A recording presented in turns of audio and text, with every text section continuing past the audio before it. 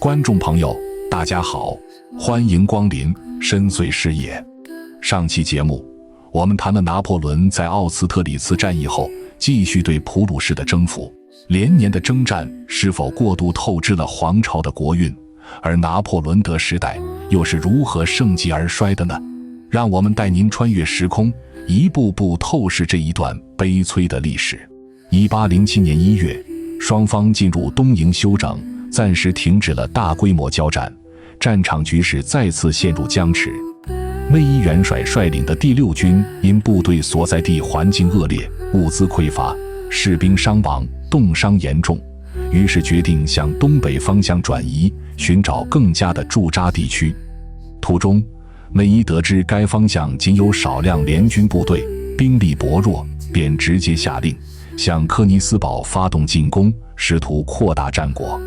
拿破仑迟来的东营命令此时才送达内伊手中，内伊得知后立即决定赶紧后撤，避免孤军深入被俄军围歼。但这一消息被俄军总司令本尼西森得知，本尼西森立即下令调集兵力围歼内伊第6军，试图彻底歼灭这支法军部队，打击法军的士气。内伊陷入绝境后，立即向贝纳多特元帅求援，请求贝纳多特率军增援。贝纳多特第1军于1月25日在莫伦根向俄军前锋发动进攻，凭借灵活的战术成功击退俄军，使得内伊军得以脱险，化解了这场危机。拿破仑得知这一情况后，决定抓住机会围歼俄军主力，于是下令内伊第6军及贝纳多特第1军继续向西撤退，引诱俄军深入法军的埋伏圈，同时命令法军主力迅速北上，切断俄军的退路，将俄军主力围歼。然而，法军总部传递给贝纳多特的信件意外被俄军拦截。本尼西森得知拿破仑的计划后，惊呼：“我们正盲目冲向毁灭！”立即下令俄军部队全线东撤，避免被法军围歼。俄军撤退至普鲁士埃劳城附近后，在城后建立了一条从西北向东南延伸的坚固防线，依托城池地形，准备与法军展开决战，抵御法军的进攻。2月7日，法军与巴格拉季昂指挥的俄军后卫部队在埃劳城爆发残酷争夺战，双方死伤惨重，战况异常惨烈。经过一夜激战，法军凭借高昂的士气与顽强的斗志，成功攻占埃劳城，控制了这座战略要地。尽管法军与俄军兵力悬殊，拿破仑依然决定于2月8日发动进攻，希望正面部队能够拖住俄军，等待其他部队抵达战场，形成合围之势，将俄军主力围歼。2月8日上午8时，俄军炮兵率先向法军阵线发动轰击，埃劳战役正式爆发。这场战役成为拿破仑军事生涯中最残酷的战役之一。拿破仑下令苏尔特军与奥热罗军向俄军正面发动进攻，支援达武军对俄军左翼的迂回攻势，试图突破俄军的防线，分割包围俄军。上午10时，苏尔特军的圣伊莱尔师与奥热罗军顶着暴雪向俄军左翼正面发动进攻，但奥热罗军因风雪过大，视线受阻，偏离了预定进攻方向，误入双方炮兵的火网之中，损失惨重。奥热罗军的德亚尔丹师意外冲入俄军阵型中央，被俄军多方打击，彻底溃退。欧德雷师也遭到俄军重创，同样溃退。奥热罗军在不到1小时的时间里，伤亡超过5000人，几乎丧失战斗力。法军的进攻陷入困境，危急时刻，拿破仑下令缪拉立即率领骑兵部队向俄军发动反击，填补中路战场的缺口，阻止俄军突破法军的阵线。缪拉率领3支骑兵师向俄军阵型发动猛烈冲锋，其中多普尔胸甲骑兵师迅速切入俄军阵型，打乱了俄军的部署，给俄军造成了巨大的伤亡。但也因冲锋势头过猛，孤军深入，陷入俄军的包围之中，陷入险境。拿破仑随后又派遣近卫骑兵向俄军阵型发动冲击，成功救出被围的胸甲骑兵师。双方在中路战场陷入僵持局面，谁也无法突破对方的防线，战况陷入胶着。中午过后，达武军与苏尔特军的圣伊莱尔师成功迂回突破俄军左翼阵线，迫使俄军放弃周边村庄，向中路高地撤退。法军的局势逐渐好转，本尼西森赶忙调集兵力增援左翼，试图阻止法军继续推进，但未能成功。俄军的左翼防线彻底崩溃。就在法军即将取得胜利之际，普鲁士将军莱斯托克率领的普军部队抵达战场，为联军增添了生力军。联军趁机将兵力投入到濒临崩溃的左翼，向达武军发动反攻，阻止了法军的推进。战场局势再次陷入僵持。不久后，内伊军抵达战场增援法军，双方再次展开激战，死伤惨重。直至下午10时，战斗才正式结束。俄军在夜间悄悄撤出战场，避免被法军围歼。法军因伤亡惨重，也未能展开追击。埃劳战役最终以双方打成平手告终。这场战役的残酷程度也让拿破仑意识到，俄军的战斗力远超他的预期，想要彻底击溃俄军，一统欧陆并非易事。埃劳战役后，拿破仑开始为新一轮战役做准备，调整部署，补充兵力，派遣勒菲弗第10军围攻但泽要塞，切断俄军的补给线，孤立俄军主力。加紧从法国国内提前征召1808年度新兵，扩充法军兵力，同时命令附庸国动员部队增援前线，增强法军的战斗力。此外，将前线伤亡较大的部队调往后方休养，补充兵力，恢复战斗力。到1807年5月，法军的总兵力已远超俄普联军，重新掌握了战场主动权，为后续的决战做好了充分准备。5月30日，俄军总司令本尼西森得知但泽要塞沦陷，俄军的补给线被切断，深知局势对其不利，决定主动向法军发动进攻，避免陷入被动局面，试图挽回战局。6月上旬，俄军主力从多个方向向孤立突前的内伊第6军发动进攻，试图将内伊军歼灭，打击法军的士气。但俄军的攻势缺乏协调，行动迟缓，内伊元帅凭借有利地形稳健防守，成功从帕萨格河东岸撤至西岸，摆脱了俄军的包围，避免了被围歼的命运。6月9日，拿破仑抵达一线战场，亲自指挥法军作战。本尼西森得知拿破仑抵达后，立即下令俄军向海尔斯贝格撤退，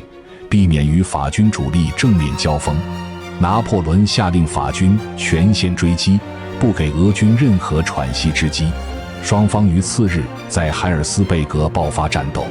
法军多次向俄军阵地发动进攻，均未能突破俄军的坚固防线，双方再次陷入僵持局面，战场局势再次胶着。但本尼西森得知达武军正在向俄军右翼迂回，试图切断俄军的退路后，深知继续僵持只会被法军围歼，立即下令全军放弃海尔斯贝格阵地，撤过阿勒河，继续东撤，避免被法军围歼。拿破仑调整部署，将法军分为2部，达武军、苏尔特军及缪拉骑兵军向北推进，进攻科尼斯堡，牵制俄军侧翼。其余部队继续向东追击俄军主力，力求将俄军主力围歼。6月13日，法军大军团的前锋拉纳预备军在弗里德兰与俄军后卫部队发生交火，双方展开激战。本尼西森受到沙皇亚历山大一世的压力，被迫决定趁法军兵力尚未完全集结，集中兵力向拉纳预备军发动进攻，彻底击溃法军前锋，扭转战局。弗里德兰战役就此爆发。这场战役也成为第4次反法同盟的决定性战役。拿破仑得知俄军发动进攻的消息后，立即下令法军各部全速向弗里德兰增援，务必在俄军击溃拉纳预备军前抵达战场，支援拉纳军作战。6月14日下午，法军各部陆续抵达战场，完成作战部署，形成对俄军的包围之势。当日下午5时，拿破仑下令法军主力部队向俄军南翼发动猛攻，内伊军穿过森林，向俄军阵型发动冲锋，势头迅猛，给俄军造成了巨大的伤亡。随后，维克托军的杜邦师也加入进攻行列，进一步增强法军的攻势。法军炮兵司令塞纳蒙下令炮兵部队推进至部队最前方，麾下炮兵不断向前移动，向俄军发射霰弹，重创俄军部队，俄军的阵型逐渐崩溃。下午8时，法军攻入弗里德兰镇内，双方在镇内展开激烈巷战，死伤惨重，直至晚上11时，俄军彻底溃退，再也无法组织起有效的抵抗。弗里德兰战役以法军的完胜告终，这场战役彻底击溃了俄军主力，第4次反法同盟濒临瓦解。4. 提尔希特条约，欧洲格局的再重塑。1807年6月19日，俄军总司令本尼西森深知俄军主力已被击溃，无力继续抵抗法军的进攻，于是向法军求和，请求结束双方的敌对状态。6月21日，双方正式停火，结束了这场持续数月的战争。6月25日，拿破仑与沙皇亚历山大一世在蒂尔斯特附近停火线的涅曼河中央乘坐一艘木筏会面，这场会面被后世称为涅曼河木筏会面，成为欧洲历史上的经典场景。普鲁士国王腓特烈威廉3世被排除在会面之外，无法参与谈判，这也彰显了普鲁士此时的附庸地位这个曾经的欧陆强权。在耶拿、奥尔斯塔特战役的惨败后，早已丧失了与法俄平起平坐的资格，只能被动等待命运的裁决。会面中，拿破仑展现出了超凡的外交手腕与霸权底气，他一边以胜利者的姿态向亚历山大一世施压，要求俄国接受法国主导的欧洲秩序，一边又以共同对抗英国为诱饵，拉拢沙皇，试图将俄国纳入大陆封锁体系，孤立英国。而亚历山大一世深知俄军经弗里德兰一役已元气大伤，短期内无力与法国抗衡，且俄国长期以来的扩张诉求也需要法国的默许与支持，双方各有诉求，最终达成了默契，决定缔结同盟，瓜分欧洲势力范围。1807年7月7日，法国与俄国正式签署提尔希特条约，又称蒂尔希特合约。条约核心内容围绕势力范围划分与大陆封锁展开。俄国承认法兰西帝国的霸权地位，认可法国在德意志、意大利、荷兰等地建立的附庸国体系，包括莱茵邦联、意大利王国的合法性。俄国承诺加入大陆封锁体系，禁止与英国进行任何贸易往来，同时断绝与英国的外交关系。双方划定势力范围，俄国获得东欧部分地区的控制权，有权向芬兰、巴尔干半岛扩张，而法国则完全掌控西欧与中欧。双方约定，若一方遭受第三方攻击，另一方需提供军事支援，形成法俄同盟。2天后，即7月9日，拿破仑才允许腓特烈威廉3世参与谈判，强迫普鲁士签署提尔希特条约的补充条款。普鲁士付出了惨痛的代价，割让以北和以西的全部领土，这些领土被拿破仑整合为威斯特伐利亚王国，由其弟弟热罗姆·波拿巴担任国王。割让东普鲁士的部分领土给俄国，赔偿法国巨额战争赔款，兵力被严格限制在 4.2 万人以内，不得重建大规模军队，彻底丧失了军事强国的地位，沦为法国的附庸国，只能在法国的主导下生存。提尔希特条约的签署，标志着第4次反法同盟的彻底瓦解，也让拿破仑的霸权达到了顶峰。此时的法兰西帝国疆域囊括了西欧大部分地区，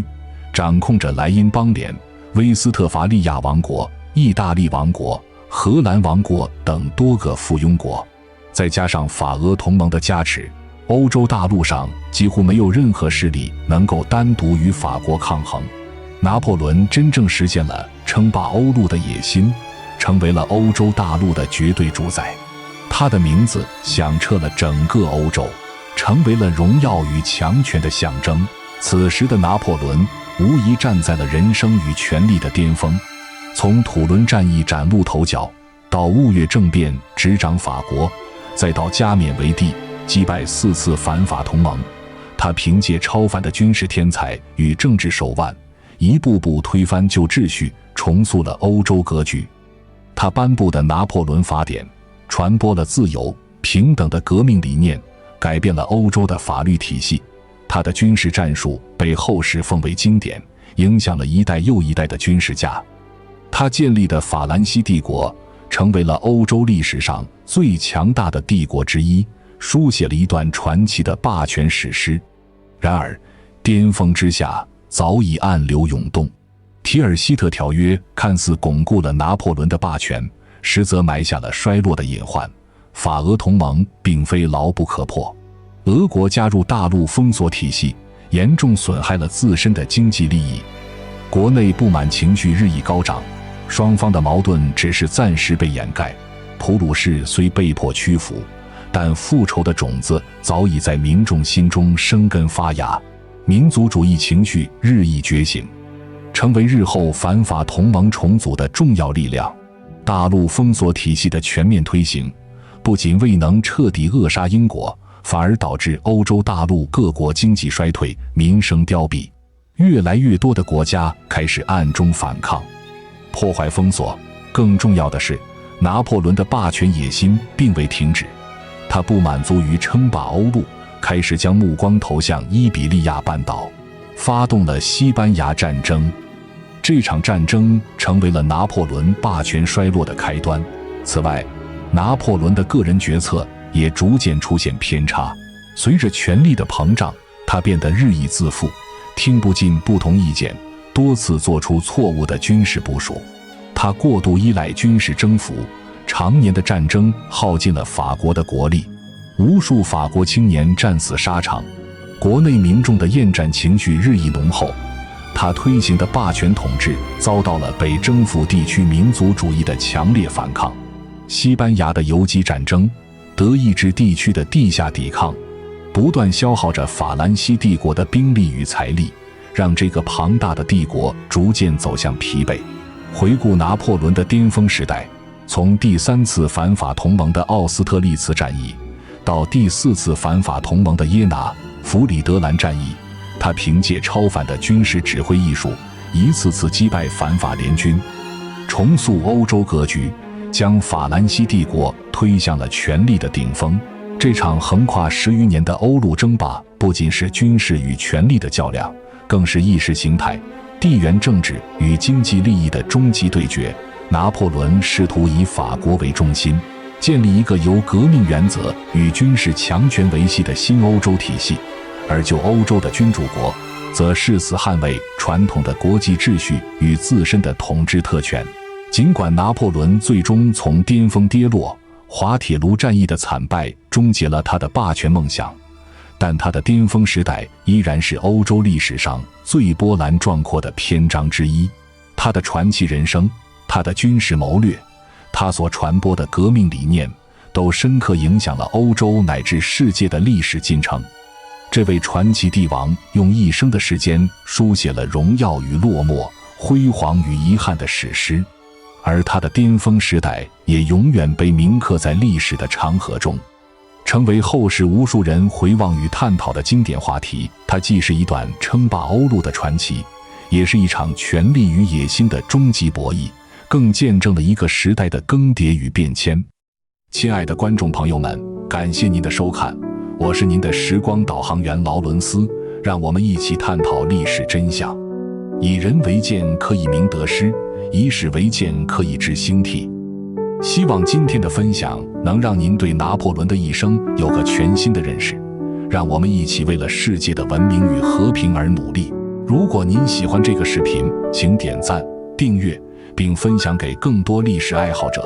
下期我们将探讨拿破仑是如何走向最终的衰落之路的，敬请期待。